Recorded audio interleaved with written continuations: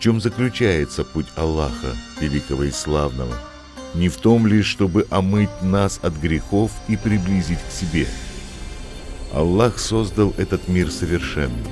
Он сотворил Адама и Хавву, позволив им жить в его присутствии. И Он сказал им жить в райском саду, но велел им не есть плода того дерева. Они были счастливы. Но шайтан нашептал им, и они съели запретный плод.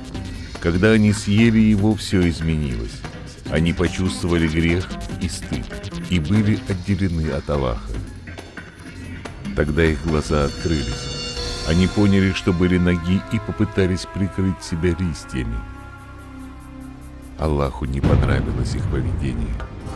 Когда Аллах узнал, что они съели запретный плод, Он изгнал их из райского сада. И с тех пор у людей появились трудности.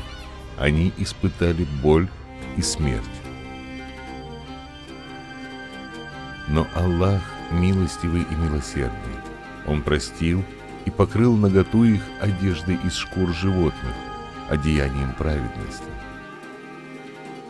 Аллах сказал, что потомок Хаввы поразит голову шайтана и очистит мир от позора и смерти. Человечество пыталось покрыть грех собственными усилиями, вопреки пути Всевышнего, но они не смогли. Потому что нет другого избавления, но лишь путь Аллаха и Его милость, шкура животного, одеяние праведности.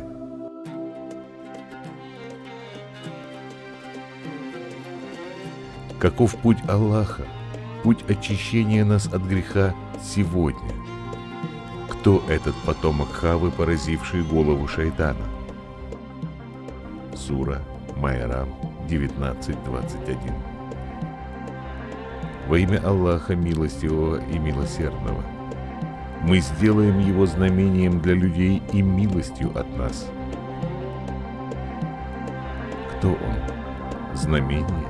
Милость?